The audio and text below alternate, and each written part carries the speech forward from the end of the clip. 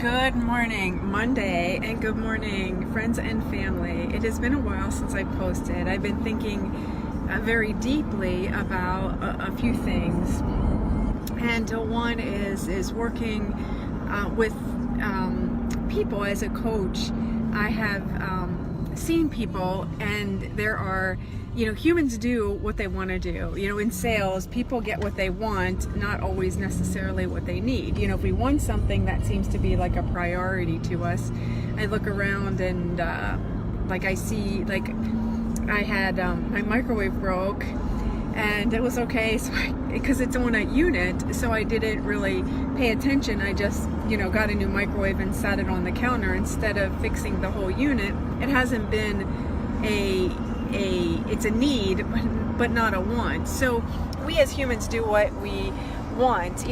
If we really get sick, and we don't have a faith in self-healing, so we go to the doctor, and the doctor gives us a shot to get better. We have to go through the pain of the shot in order to get better. So what I've learned is that to do the things that we need to do are necessary for our healing, are necessary for our survival, and are necessary for our growth. People tell me, I work with a lot of people, and I had someone tell me here recently that it's not like I wake up and I want to be a fuck up, excuse my French, but that's pretty much what they said. And I said, well, I get you, but we spend our life doing all these things that we want to do, and instead of doing the things that we need to do.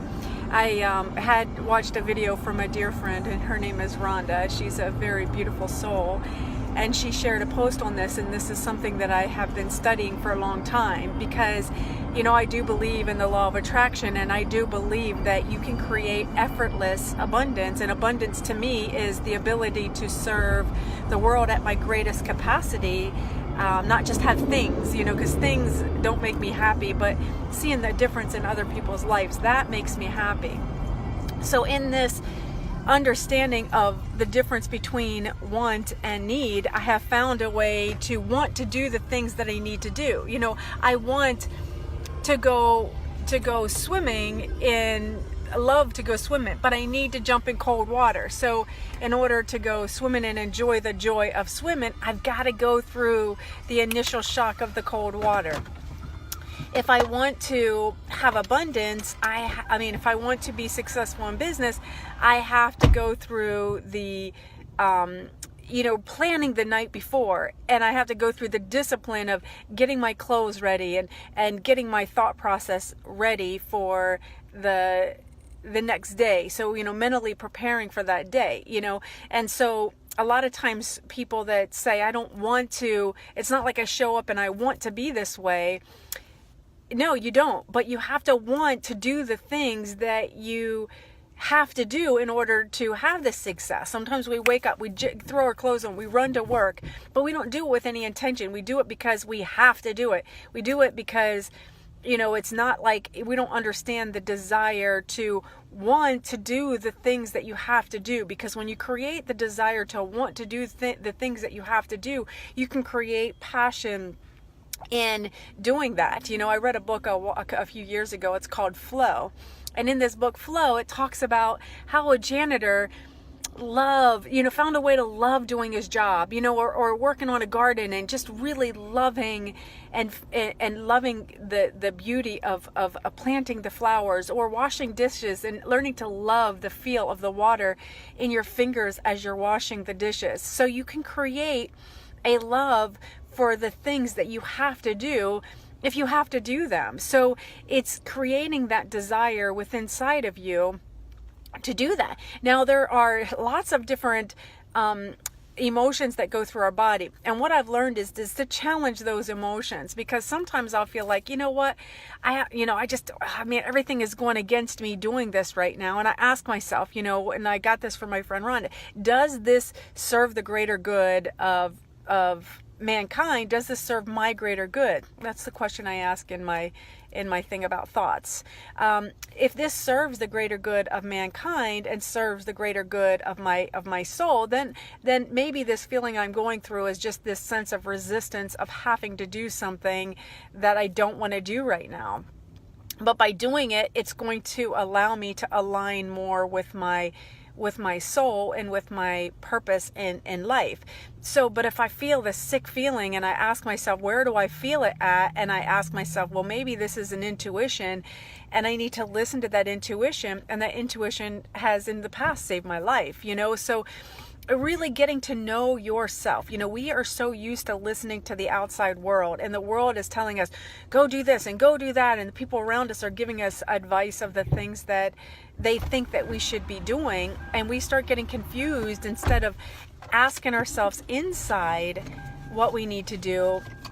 We're asking ourselves outside, so it's okay to ask yourself and get advice from others, and then take that and put it in your center and then ask, is this good for me? Is this good for the greater good of my being?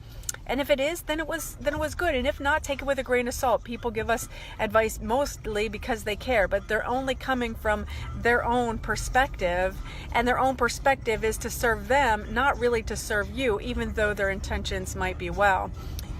So those are my things on want and need. And in the process of really getting to know ourselves and getting to know our emotions, it's like peeling back an onion. When we learn how to sit with our own truth and really feel the burn of the emotions that we get in certain situations, and learn not to respond when you're feeling an emotional surge in your body. Really get to know what that emotional surge is. Where do you feel it? How does it feel? Understand the process of what's going on, and then talk to yourself about, how is this serving me, and what does this mean to me, and how can I use this to be a better person? And just really observe, because you cannot control the people around you. You can only control your response to those around you. So I'm going to be working on a project. It's going to be coming after November 6th. And it is a real deep evaluation. It's going to be a 5-week program going into 2019. And if anybody is interested, personal message me. This one is going to be a kind of like a pilot program, but anyone who is in this program I will work with throughout the year to really center yourself in who you are and allow yourself to really have the abundance and the joy and the happiness, and letting go of a lot of those things that create these negative emotions that we react to inside of us, that stop us from really living our authentic self. And I believe in abundance, but my abundance is my service to others. I'm not quote about things as much as I am about enjoying my being and my presence in this world, and sharing that joy and being a part of the healing of at least those in my circumference around me, and anyone else who is interested in joining me in this venture. So I am not driving, the mate is driving, and I really do want to wish you a blessed Monday. Make it a fun day, and learn how to want to do the things that you have to do to make your life enjoyable. And remember, I had this thing about thoughts, and thoughts to me, I'm actually working on shutting down my thoughts, observing my thoughts. As I observe my thoughts, allowing them to dissipate and knowing what is serving me. And so therefore I'm just letting my head be empty. And that's a new phase of understanding. First you evaluate your thinking, then you get into just being. And when you're being, it's so beautiful, because you can go into and really appreciate and love those in your life and wherever they are in their journey without judgment. So a blessed